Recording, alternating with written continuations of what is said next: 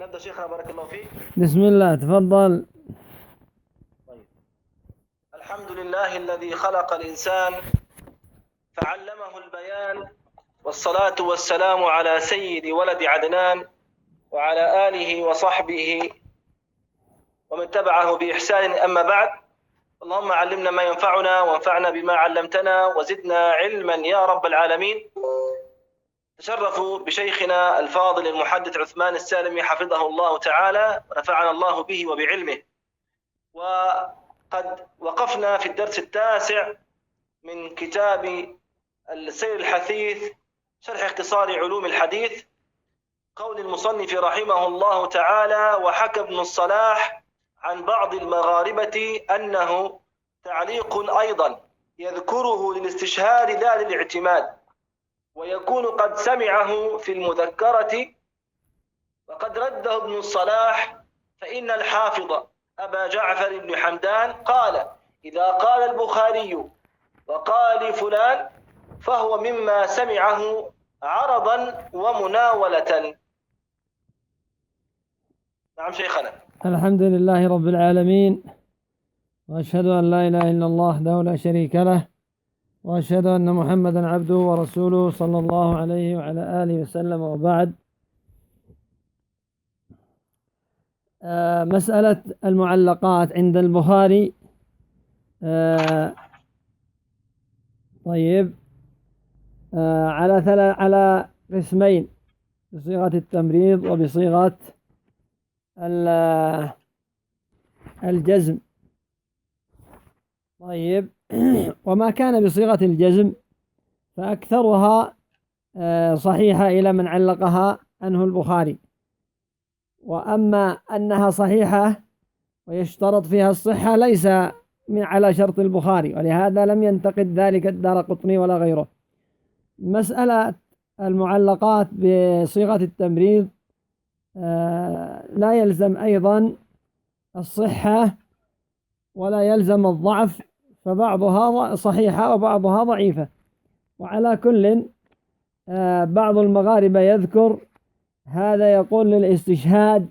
نعم، قد يكون أكثرها للاستشهاد، وما كان موصولا في البخاري فهو يريد الاختصار، بدل يعني ما يكرر السند إذا لم يكن هناك في السند زيادة ولا في المتن زيادة، فقد يعلقه من باب الاختصار. بارك فيكم. أما قوله وسمعه في المذاكرة، بعضهم يقول إذا قال فلان وهو من مشايخه، فيقولون ممكن هذا قد يكون في المذاكرة، مع أنه لم يرتضيه ابن حجر رحمه الله تعالى. طيب بارك فيك. حديث الملاهي سيأتي الكلام عليه. إذا قال البخاري قال لي فلان، هل هو يعني متصل؟ هو متصل، لكن الله أعلم ماذا قصد البخاري، هل هو من باب المذاكرة أو لشيء في نفسه، أو يكون عرضا، مع أن العرض الصحيح أنه جائز. فالإمام مالك كان كثيرا ما يقرأ عليه، والله المستعان، فلا يضر. إذا قال لي فهذا له قوته، قد يكون من باب المناولة ويكون من باب المذاكرة أو يكون لشيء آخر، الله أعلم. نعم، لكن حكمه متصل. نعم. ثم قال المصنف رحمه الله تعالى: وأنكر ابن الصلاح على ابن حزم رده حديث الملاهي، حيث قال فيه البخاري وقال هشام بن عمار، وقال أخطأ ابن حزم من وجوه، فإنه ثابت من حديث هشام بن عمار. قلت: فقد رواه أحمد في مسنده، وأبو داود في سننه، وخرجه البرقاني في صحيحه، وغير واحد، مسندا متصلا إلى هشام بن عمار وشيخه أيضا، كما بيناه في كتاب الأحكام ولله الحمد. ثم حكى أن الأمة تلقت هذين الكتابين بالقبول، سوى أحرف يسيرة انتقدها بعض الحفاظ كالدارقطني وغيره. نعم.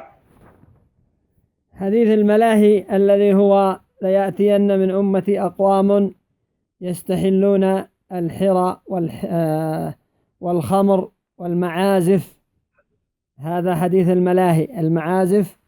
الحديث إلى آخره علقه البخاري عن شيخه، مع أن شيخه هشام بن عمار لم يعتمده في الصحة في الأحاديث الصحيحة في الصحيح، وإنما قال هشام. فمع أن لهشام متابعات، وهشام يعني لما كبر كان يلقن، ففي حفظه شيء. لكن حديث الملاهي هو صحيح طيب من طرق أخرى بارك فيكم. وشيخنا هنا يقول رحمه الله الذي يظهر أنه معلق، يعني قال هشام كما قال ابن حزم، ولكن الحديث جاء مسندا من طرق أخرى رواها أحمد وأبو داود وغيره. وقال الحافظ ابن حجر في الكلام على هذا الحديث لعله علقه من أجل أنه اختلف فيه على صحابية، يعني فتارة يقول في الصحابي عن أبي مالك، وأخرى يقول فيه عن أبي عامر، مختلف في صحابية، فلعله علقه لأجل هذا قول. وقد يكون كما سمعت من أجل أن هشام بن عمار يعني فيه كلام، فلذلك يعني أراد أن يبرئ ذمته، لأن شرط البخاري تعرفون هو قوي. وأما من ضعف الحديث كابن حزم، وهكذا واحد يقال له في هذا العصر أبو تراب، كأنه يقلد ابن حزم، له كلام عليه ويضعفه، فلا يلتفت إلى مثل هؤلاء الذين يعني طعنوا فيه، لأن الحديث قد صحه جمع، وكما سمعت له طرق، فيؤخذ به، يشد بعضها بعضا، والحمد لله. أيضا البخاري جزم به، هذا التعليق على صيغة الجزم، مثل صيغ الجزم مثل قال وعن وذكر فلان وروى فلان عن فلان، وهكذا. أما صيغ التمريض فمثل قيل ويذكر عن فلان وروي عن فلان وقيل عن فلان، هذه من صيغ التمريض، والله أعلم. نعم. الشيخ الألباني رد على ابن حزم في هذا الحديث، صح؟ الظاهر في كتابه تحريم الملاهي ممكن. نعم. تفضل. طيب.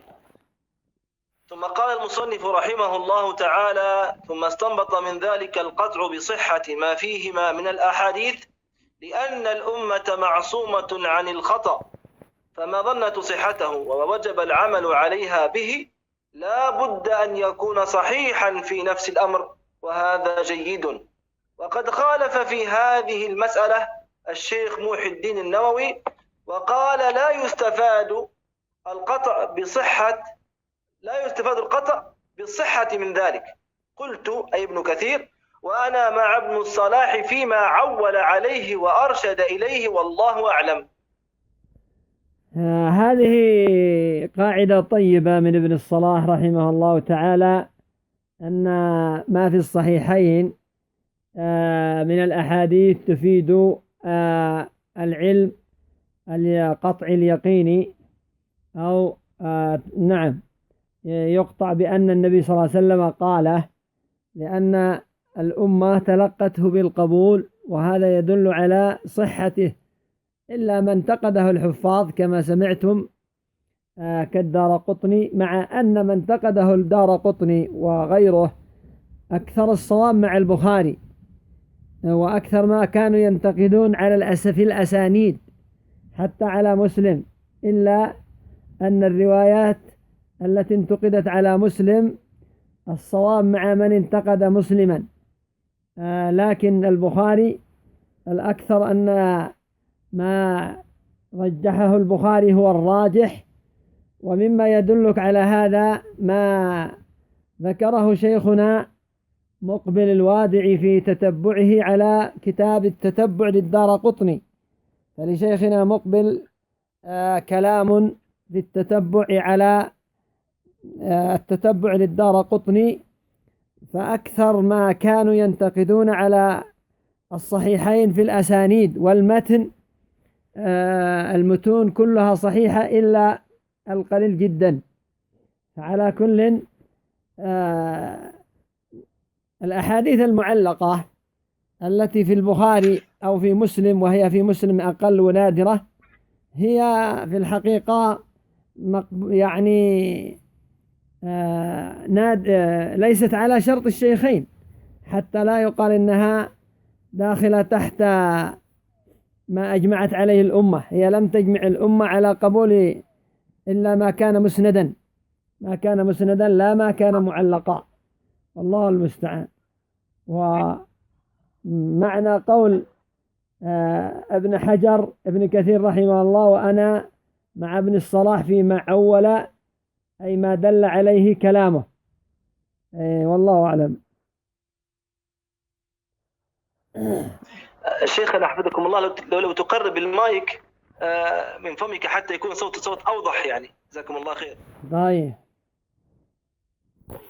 ثم قال المصنف رحمه الله تعالى حاشية: ثم وقفت بعد هذا على كلام لشيخنا العلامة ابن تيمية، مضمونه أنه نقل القطع بالحديث الذي تلقته الأمة بالقبول عن جماعات من الأئمة، منهم القاضي عبد الوهاب المالكي، والشيخ أبو حامد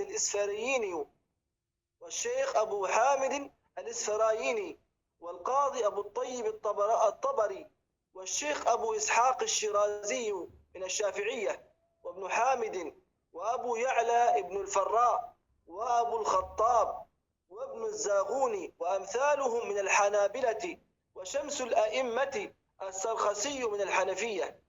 قال: وهو قول أكثر أهل العلم من الأشعرية وغيرهم كأبي إسحاق الإسفرايني وابن فورك. نعم. قال وهو مذهب تم. نعم. قال: وهو مذهب أهل الحديث قاطبة، ومذهب السلف عامة، وهو معنى ما ذكره ابن الصلاح استنباطا فوافق فيه هؤلاء الأئمة. نعم. هذه الحاشية فيها كلام حسن من ابن تيمية رحمه الله. طيب. وهو في مجموع الفتاوى كما يقول المعلق رحمه الله تعالى وحفظه، في الجزء 18 صفحة 22 و23 و41 و48 و49. طيب. على كل حال هؤلاء الأئمة يزداد يعني ما قاله ابن الصلاح قوة، أن أحاديث الصحيحين تفيد العلم اليقيني، وأن الأحاديث مقبولة ما في الصحيحين إلا من تقدت، ومن تقدت كما سمعتم منها وهو الأكثر أن ما في أن الإصابة مع البخاري، وهكذا مع مسلم إلا القليل. وأكثر المتون لها شواهد ومتابعات، وبعضها في الصحيحين بأسانيد، ويكون هناك سند ينتقد فقط. ربما يكون المصنف إما البخاري أو مسلم ذكر ذلك السند ليبين أن هذه العلة في هذا السند لا تضر، فهو معتمد على غيره، أو يكون من باب التقوية فقط، الله المستعان. نعم. ثم قال رحمه الله تعالى: النوع الثاني الحسن، وهو في الاحتجاج به كالصحيح عند الجمهور. وهذا النوع لما كان وسطا بين الصحيح والضعيف في نظر الناظر لا في نفس الأمر، عسر التعبير عنه وضبطه على كثير من أهل هذه الصناعة، وذلك لأنه أمر نسبي ينقدح عند الحافظ، ربما تقصر عبارته عنه، وقد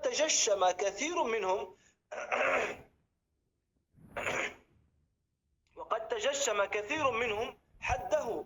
فقال الخطابي: هو ما عرف مخرجه واشتهر رجاله. وقال: وعليه مدار أكثر الحديث، وهو الذي يقبله أكثر العلماء ويستعمله عامة الفقهاء.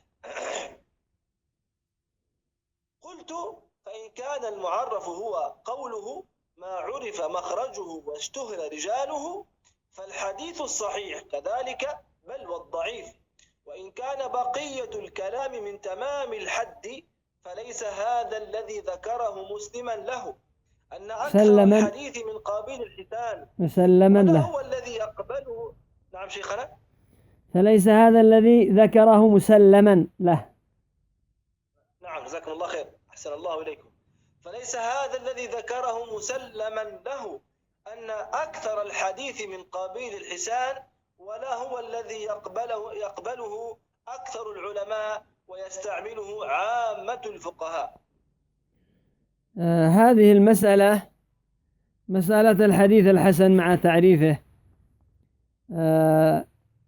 الأئمة الأول كما تعرفون كانوا يقسمون الحديث إلى صحيح وضعيف، ويدرجون الحديث الحسن الذي هو حسن لذاته تحت تعريف الصحيح.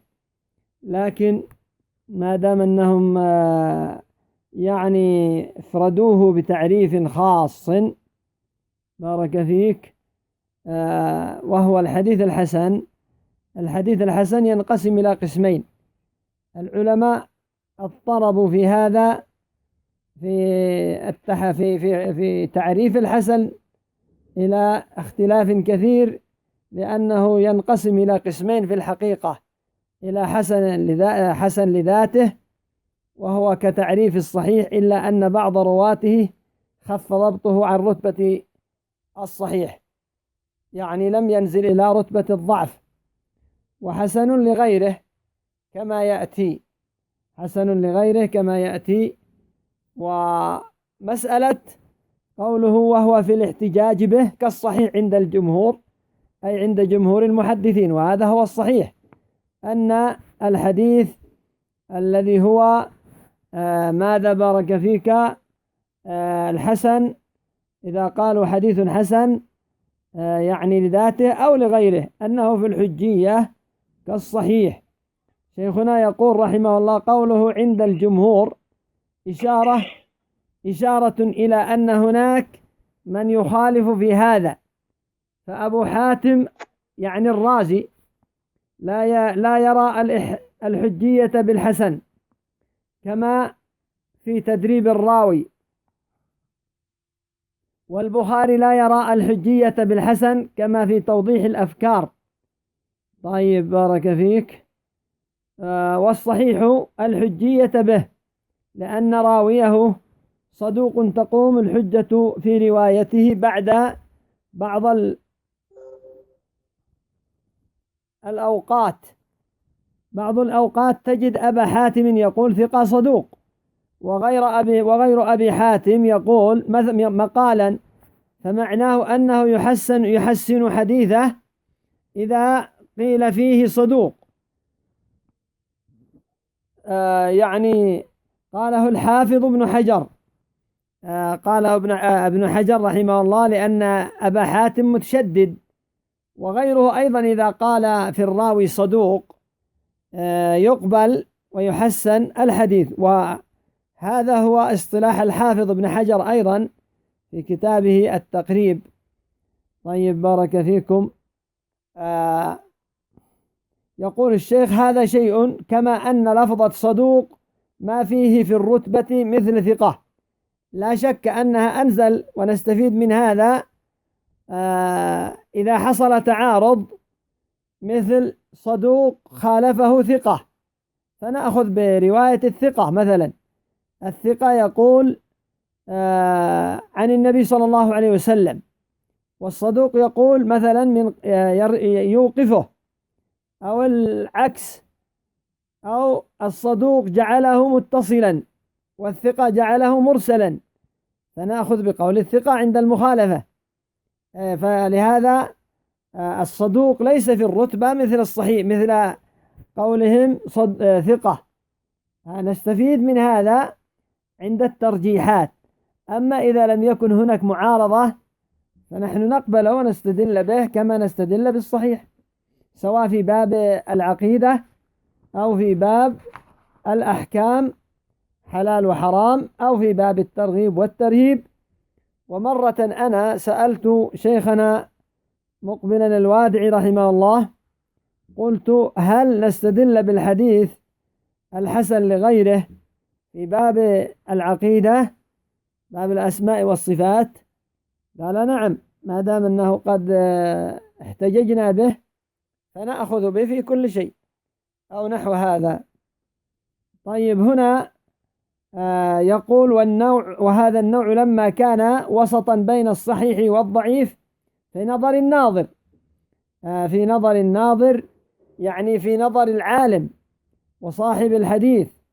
يقول شيخنا: فما هو شيء يقاس بالكيل أو بالوزن أو بالذرعة لا يزيد ولا ينقص، ربما أنت نفسك تقول هذا صدوق، وآخر يقول إنه ضعيف، وآخر يقول صدوق سيء الحفظ.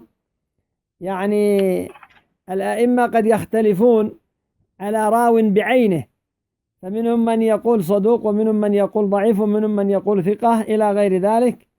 فالحافظ بعض الأحيان، الحافظ ابن حجر، إذا رآهم اختلفوا بعضهم يوثق وبعضهم يضعف فيأخذ الوسط، يقول مثلا صدوق يهم أو قد يهم، أو صدوق يعني له أوهام ونحو ذلك. قال: لأن هذا يقول الشيخ ليس عندهم إلا من باب المقاربة، لأنه ليس هناك بين الصحيح والضعيف ويعني نقطة تقاس بشيء معلوم لا يزيد ولا ينقص، كما نقول هذا ذراع وهذا متر وهذا 3 أمتار إلى غير ذلك.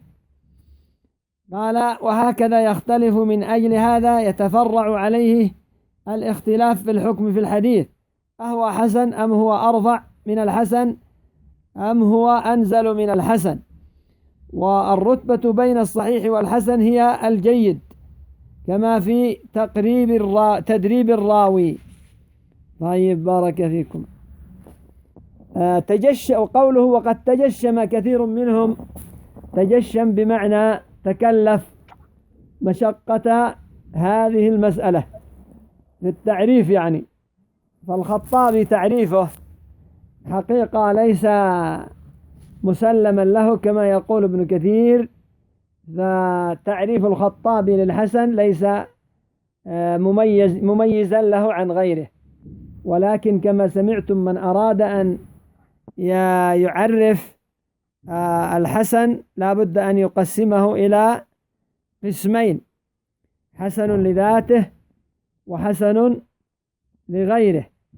طيب، فالحسن لغيره ما روي من طريقين أو 3 طرق يعتبر بهن لم يكن طرقا ضعيفة ضعفا شديدا، يعني إنما يقال مثلا في الراوي فيها في هذه الطرق سيء الحفظ أو يخطئ أو له مناكير أو منكر الحديث